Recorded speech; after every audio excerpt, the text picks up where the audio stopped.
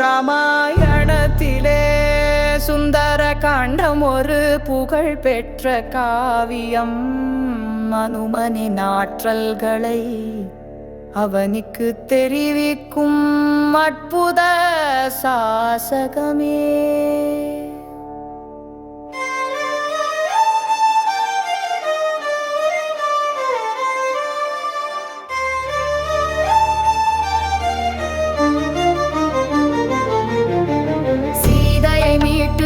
ராமருக்கு உதவிடவே அங்கதன் ஜாம்பவானும் சுக்ரீவம் படை தரவே அனுமனின் தலைமையிலே வானர படையுடனே விருந்தனே அடையாளமாகவே தன் வீரல் மோதிரத்தை அனுமனிடம் ராமருமே கொடுக்கின்றான். இலங்கை தீவினிலே சீதையும் இருப்பதையும் ஜடாயு சகோதரனும் கூறுகையில் அனுமனுடுவனே கடல் தாவும் இலங்கை சென்று வர அனுப்பினரே உடனே.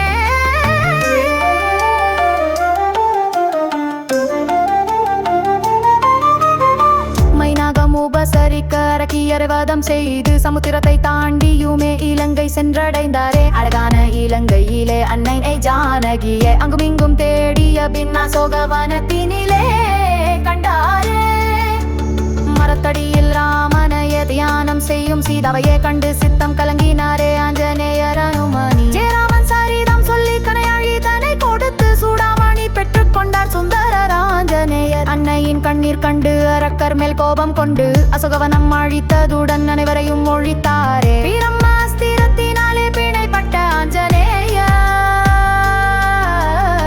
ராமனின் பெருமை சொல்லவே கொண்டான் ராவணனுமே. அனுமனின் செயலை கண்டு அவன் மேல் கோபம் கொண்டு வையுங்கள் தீ அவனின் வாளுக்கென்றான் ராவணதா.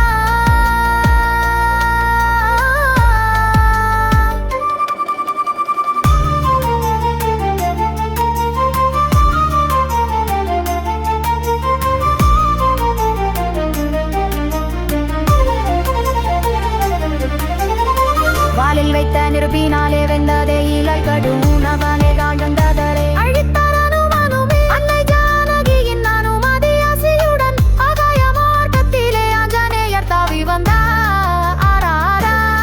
சோகத்திலே ஆழ்ந்த ராமனிடம் ஆஞ்சநேயர் வணங்கியுமே சீதையை கண்டேன் என்றார். வைதேகி வணங்கி தந்த சூடாமணியை கொடுத்தது நடந்தவை அனைத்தையுமே கூறினாரே. மாருதியை மார்போடு அணைத்து ராமன் வைதேகியை சிறை மீட்க மறுகணம் சித்தமானார். ஆழ்கடலில் அணையை கட்டி அனுமானும் இலக்குவனும் அழித்தாய் ராவணனை சிறை மீட்ட சீதையையும் அயோத்தி சென்று ராமருமே அகிலம் புகழ ஆட்சி செய்தார். ராமனை சரணடைந்தோர்க்கு அவனுள் எந்நாளும் உண்டு.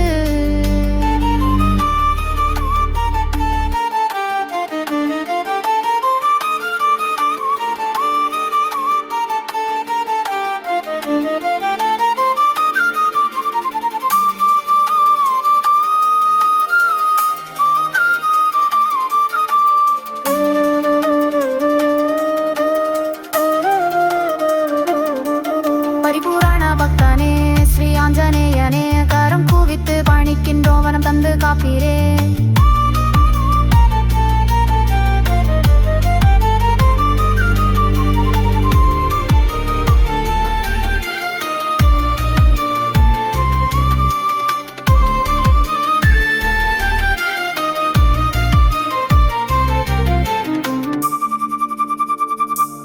ராமாயணத்திலே சுந்தர காண்டம் ஒரு புகழ் பெற்ற காவியம்.